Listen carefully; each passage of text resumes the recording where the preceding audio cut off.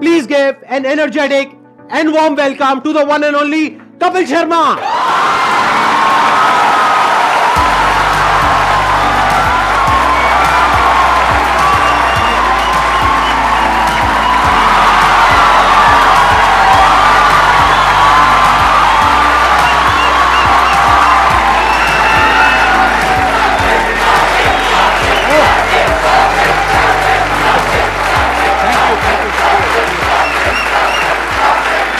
Thank you. Thank you इतने प्यार के लिए, मोहब्बत के लिए। क्या एनर्जी आप सबकी, वाह।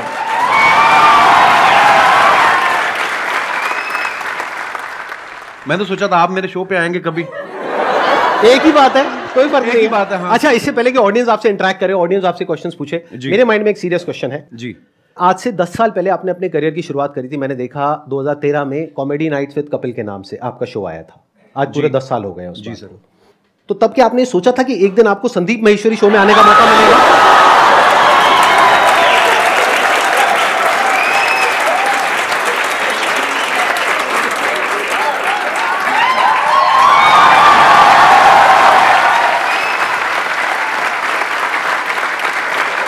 मैं सर आपके वीडियोस देखता रहता हूँ, बहुत अच्छा बोलते हैं आप और बहुत बहुत अच्छा मोटिवेट करते हैं स्टूडेंट्स को, यंगस्टर्स को। मुझे बड़ा अच्छा लगता है। और मैंने 3 महीने के लिए अपना शो बनाया था, पता नहीं चला कब 10 साल हो गए। लोगों का प्यार है और आप सबकी, लोग बहुत प्यार करते हैं सर आपको।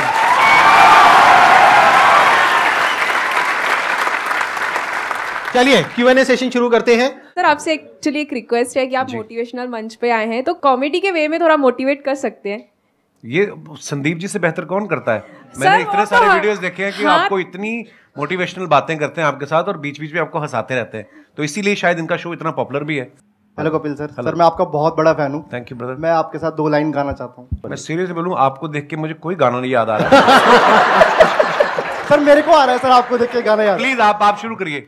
गुलाबी आंखें जो तेरी देखी, शराबी ये दिल हो गया, संभालो मुझको ओ मेरे यारो, संभलना मुश्किल हो गया। गुलाबी आंखें जो तेरी देखी, शराबी ये दिल हो गया।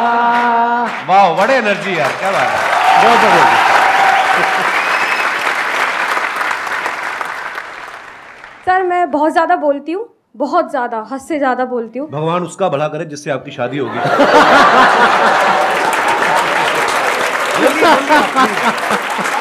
Happy women's day. Thank you sir, thank you so much. मेरे को ये पूछना है सर, गुड लिसनर कैसे बन सकती हूँ मैं? चुप रह के।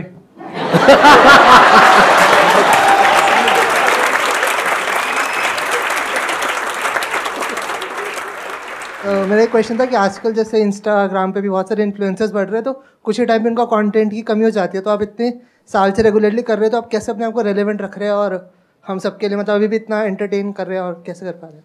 मुझे ऐसा लगता है आज से जब 15 साल 16 साल पहले जब नेशनल टीवी पे हिंदी में काम शुरू किया था, तो मेरे खुद के दोस्त बोलते थे कॉमेडी बड़ी हो चुकी है, अब नहीं होगी।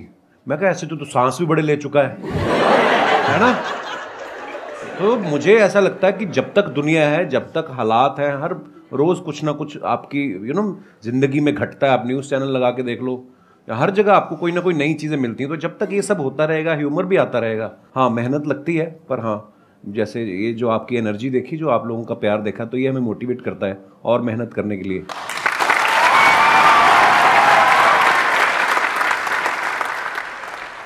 मैं आप दोनों से जानना चाहता हूँ, क्या आपने जो सोचा था, जो मैं इस प्लेटफॉर्म पे यहाँ तक पहुँच जाऊँगा तो मैं ये कर सकता हूँ, ये कर सकता हूँ, ऐसा होगा वैसा होगा, क्या आज वैसा हो रहा है? मुझे लगता है बिल्कुल वैसा हुआ है और शायद उससे कहीं ज़्यादा हुआ है।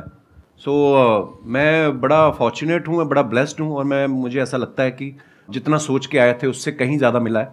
पर हाँ, वो मेहनत करते रहना चाहिए आपको, क्योंकि उसका कोई अल्टरनेट नहीं है। आज भी मैं अपने शो के लिए उतनी ही मेहनत करता हूँ, आज भी मैं अपनी टीम के साथ बैठता हूँ। मुझे तो ऐसा लग रहा है कि जो मैंने सोचा था शायद उससे ज़्यादा ही हो रहा है। देखो बेसिकली क्या होता है कि जब हम किसी भी काम को शुरू करते हैं ना, तब हमने ऐसा नहीं सोचा होता कि इतने टाइम बाद ऐसा होने वाला है। अब अगर इन्हीं का एग्जांपल देखा जाए, जब आपने शुरू किया था तब आई एम 100% श्योर आपने ऐसा सोचा भी नहीं होगा कि एक दिन मेरा शो होगा, ये होगा, वो होगा, ऐसा कुछ कभी नहीं सोचा था आपने? मुझे था कि इसमें देख तो एपिसोड में भी आ गया ना मैं, तो अपने लाइव शोज लगने शुरू हो जाएंगे और बस मजा करेंगे। फिर उसके उस सीरीज के विनर हो गए, फिर उसके बाद दूसरे शोज ऑफर होने लग गए, और उसके बाद फिर लगा कि यार एक ऐसा शो बनाते हैं जिसमें सारे एलिमेंट्स हों ये, और वाकई इंसान कभी नहीं सोचता। और फिर उसके बाद में इनका शो हो गया और इतना शो भी अच्छा खासा चलने लगा, करने लगा, उसके बाद में मूवीज में आ गए। अब अभी इनकी एक और एक मूवी आने वाली है, प्रोड्यूसर बन गए, फ्लॉप हुए, खतरनाक बड़ी सारी चीजें होती हैं। और अभी भी आपकी एक मूवी आने वाली है नेक्स्ट। अभी भी देखो, अभी जो मूवी आ रही है सीरियस मूवी है, मतलब सीरियस इन द सेंस कि मैं ऑलरेडी जो टीवी पे कर रहा हूँ उससे बिल्कुल अलग है, तो लोग उसमें भी बड़ा हैरान, पाओ कुछ अलग आ रहा है। हालांकि जो मेरे जानने वाले हैं, जो मेरे दोस्त हैं, जो करीबी हैं, उनको कोई वो नहीं हुआ शौक, क्योंकि उनको पता था कि I am very good actor. तो बिल्कुल संदीप जी ने सही कहा, बहुत सारी चीजें होती जो हम लोग हमारे बियॉन्ड में हमने एक्चुअली नहीं सोची होती। इसको आप इस तरीके से देखो कि जैसे जैसे हम लाइफ में आगे बढ़ते हैं ना, तो हमारी जो विजन है वो बड़ी होती है। बिल्कुल। जब अभी अगर आप अपनी बात करो तो आपकी विजन इतनी सी है, तो आपको लग रहा है कि मैं बस इतना ही कर सकता हूं। जब वहां पहुंच जाओगे तो विजन और बढ़ जाएगी। फिर एक ऐसा पॉइंट आ जाता है जब विजन आपकी 360 डिग्री हो जाती है, तब आपके अंदर से आने लग जाता है कि यार मैं कुछ भी कर सकता हूं।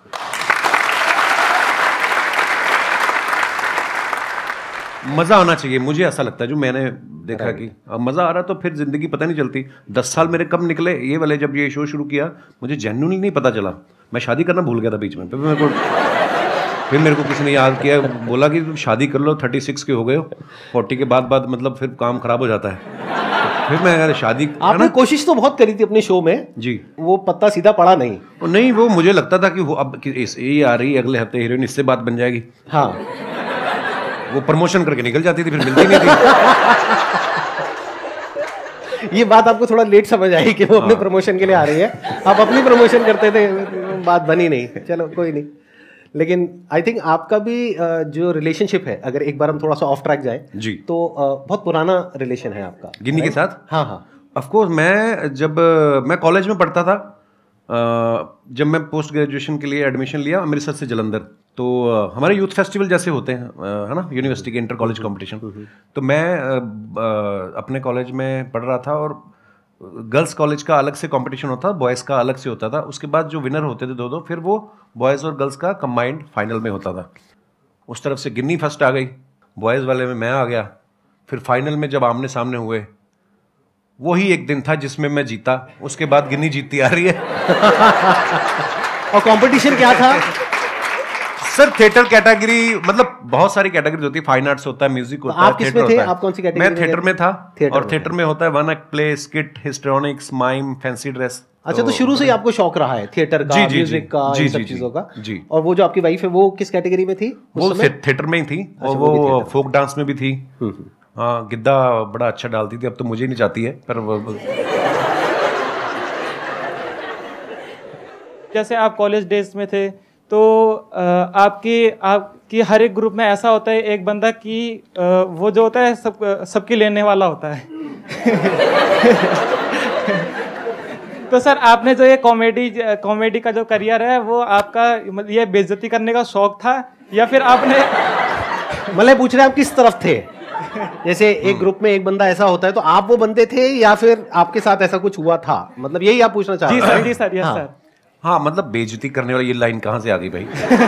सर, हमने कई बार नोटिस करा सर, जैसे अर्चना मैम हो गई और दिनेश, वो एक रिलेशनशिप होता है ब्रदर। जी वो सर। उसको बेइज्जती नहीं कह सकते यार आप। मेरी इतनी औकात नहीं है कि अर्चना जी इतनी सीनियर एक्टर हैं, और अगर ऐसा होता तो वो उस शो पे बैठती नहीं सर, ऐसे अब अक्षय पाजी आते हैं मेरे शो पे, हम लोग बड़ा हेल्दी एक कॉन्वर्सेशन होता है, वो मेरे पे पंच मारते रहते हैं, मैं उसमें, तो वो एक आर्ट है, एक स्किल डेवलप हो जाती है ना कि हम आपस में ऐसे करते हैं। हाँ, नहीं, बेइज्जती वो नहीं होती, वो होती है मैं जो आपकी अभी करूंगा।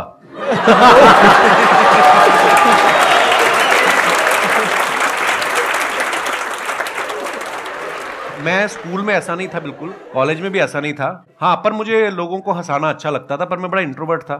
मुझे लगता कि शायद मैंने ना बहुत साल लोगों को ऑब्जर्व करता रहा, देखता रहा, अलग अलग characters.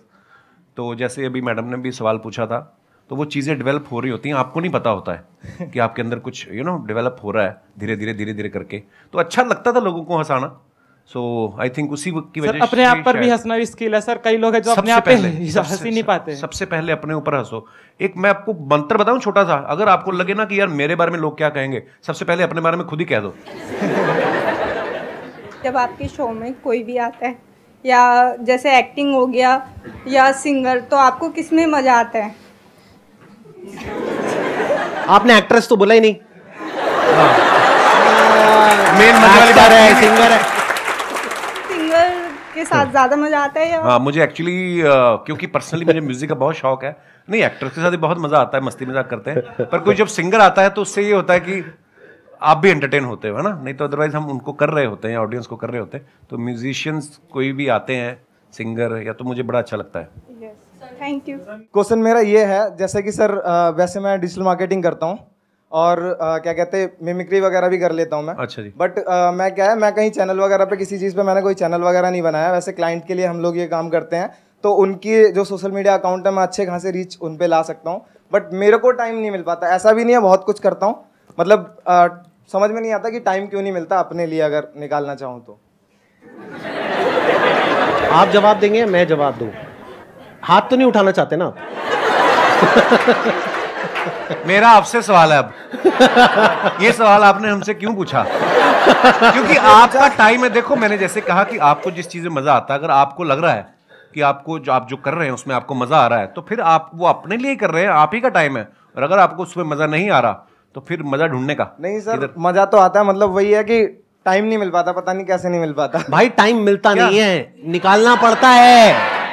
My question is for both of you कि क्योंकि आप लोग अपनी फील्ड में ना, you are the number one, which whatever you are doing right now, you are at the top. तो जब आप लोग उस स्टेज पे थे जहाँ पे आपको आपको पता था आपका काम अच्छा है, पॉपुलैरिटी मिल रही है, and people around you started recognising you, तो उस स्टेज पे तो सब ऐसा होता है ना कि अरे यार तुम तो बहुत अच्छा करो, यू नो कि भाई अच्छा क्या है बुरा क्या है, but those people around will be a yes person, कि आप जो बोलोगे they will be yes sir. So उस सिचुएशन में when you are at place where you can have everything, so how do you maintain that calm and composure? And वो ऐसा होता है ना कि यू आर you know कि you know what I need to do rather than getting affected by other people's opinion। तो वो अपने आप को कैसे आप मैनेज करते हो उस सिचुएशन में, या अपने आप को कैसे रियलाइज कराते हो कि ये सब जो चीज़ें हैं ना, फेम है जो भी है, ये तो आएगा चला जाएगा, but me as a person my value is determined by my work, so how do you continue to do that? Wow. आपका सवाल भी जो है मैं समझ पाया हूँ, वो एक ही लाइन में चाहे आप पूछ सकती थी, आपने 36 लाइनें बोली हैं, पर वो भी मजा आया आपकी बात सुन के। पता क्या होता है, लोग बड़ा चढ़ाने वाले भी बहुत होते हैं, जब आप थोड़ा थोड़ा कुछ कहीं राइज करना शुरू करते हैं, बड़े लोग होते हैं, पाजी आपका तो जवाब ही नहीं है। कॉम्प्लीमेंट ले लो, लेने का मजे करो, मिल रहा है ना, कुछ कुछ ले तो नहीं रहा आपसे, उसको सीरियसली लेना। और सबसे इंपॉर्टेंट चीज, जब आप क्रिटिसाइज होते हो, जब आपको कोई यू नो, अब क्रिकेटर्स देख लो आप, आज अगर कोई सेंचुरी मारता है, उसके घर के बाहर जाके ढोल बजा रहे हैं, अगले मैच पे वो 0 पे आउट हो जाए तो कीचड़ भी फेंक आते हैं। अपने लोग बड़े इमोशनल हैं, प्यार करेंगे दिल से करेंगे, गाली भी देते दिल से करेंगे। सो ना तो खुशी में ज़्यादा, एक्साइटमेंट में ज़्यादा उछलने का, और ना ही अगर आपको कुछ बुरा दिन निकल रहा है, हर दिन एक जैसा नहीं होता ना, तो उस दिन ज़्यादा टेंशन भी नहीं होने का। और ये चीज़ें ना शायद उम्र के साथ आती हैं। मैं पहले ऐसा ही था, मेरे को कोई ट्विटर पे एक गाली देता था, मैं 10 देता था उसको ना तो वो धीरे धीरे समझ आ जाती है। आई थिंक उसका उम्र का भी उसमें वो बड़ा होता है। आप जैसे जैसे लाइफ में ग्रो करते हैं, यू नो, परिवार वाले हो जाते हैं, बच्चों वाले हो जाते हैं, ये चीज़ें जो उम्र के साथ आती हैं वो उसी के साथ आती है। सो हाँ, कोई भी चीज़ परमानेंट नहीं है, ना आपका फेम, ना आपका यू नो, ना आपकी तारीफ जो है वो परमानेंट है, ना ही आपका क्रिटिसिज्म जो है परमानेंट है। सो बस रिलैक्स रहने का। और ये चीजें ना कई बार टाइम के साथ साथ ही समझ आती है एक्चुअली। मतलब अगर आप ये एक्सपेक्ट करोगे कि मेरे को या इनको एक पर्टिकुलर एज पे ये सब कुछ समझ आ जाता 10 साल 15 साल पहले, तो ऐसा नहीं होता है। ऐसा नहीं होता। जब हम वो चीज कर लेते हैं और वो गलतियां करते हैं उस तरह की, राइट, कि जब वो दिमाग पे चढ़ता है। अगर कोई आपको कहता है ना कि हाँ सक्सेस फेम दिमाग पे नहीं चढ़ता है, झूठ बोल रहा है वो इंसान। सबके चढ़ता है, सक्सेस भी दिमाग पे चढ़ता है और फेलियर भी दिमाग पे चढ़ता है। तो जब ये दोनों चीजें दिमाग पे चढ़ती है और हावी होती है, तब हमें अंदर से समझ आता है कि अच्छा इसकी वजह से क्या गड़बड़ हो रही है। फिर इंसान धीरे धीरे उसको हल्के फुल्के तरीके से लेने लग जाता है। हाँ, एक टाइम के बाद कोई चीजें आपको इफेक्ट नहीं करती, आप मर जाते हो।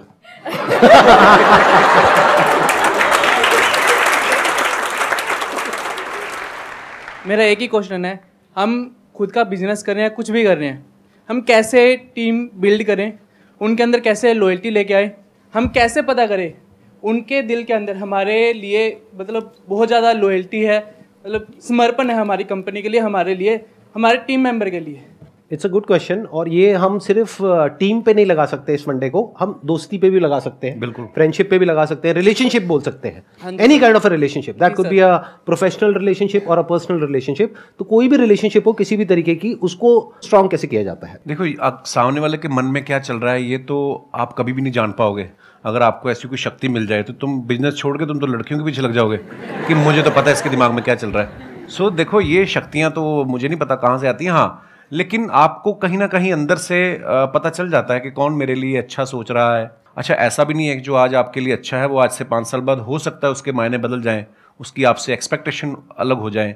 जो मेरे भी बहुत ऐसे मेरे दोस्त हैं, आज भी मेरे वही दोस्त हैं स्कूल कॉलेज के, पर कई दोस्त ऐसा भी होता है कि वो आपसे कुछ और उम्मीद करने लग जाते हैं। यू नो, समय बहुत बड़ी चीज़ है, समय के हिसाब से आपके विचार भी बदलते हैं, सब कुछ होता है।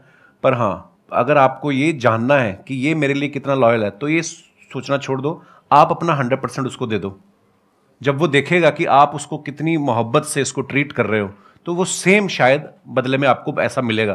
तो इसको हम पढ़ते भी आए हैं कि आपके ही कर्म आपके आगे आते हैं। मुझे ऐसा लगता है आप जब अपना 100% देते हो किसी को विदाउट एनी एक्सपेक्टेशन, आपके अंडर जो काम करते हैं जो भी, उनको अगर आप बहुत मोहब्बत देंगे तो शायद वो भी आपके लिए लॉयल ही होंगे। मेरा अपना टेक ये है कि अच्छे टाइम में कभी भी एक रिलेशनशिप की पहचान नहीं होती है। एक्चुअली अच्छे टाइम में तो सब अच्छे हैं, दोस्त भी अच्छे हैं, रिश्तेदार भी अच्छे हैं, टीम वाले भी अच्छे हैं, सब कुछ अच्छे हैं। जब बुरा टाइम आता है तब क्या आप उसके साथ में खड़े हो या नहीं खड़े हो, और पूरे दिल से, उससे रिलेशन पक्का हो जाता है।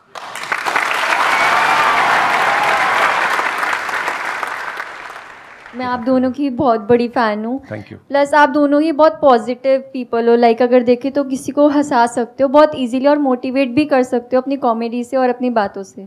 सब अग्री करेंगे कि हम कोई भी काम स्टार्ट करते हैं तो हम बहुत इम्पेशेंट हो जाते हैं उस चीज़ को लेके।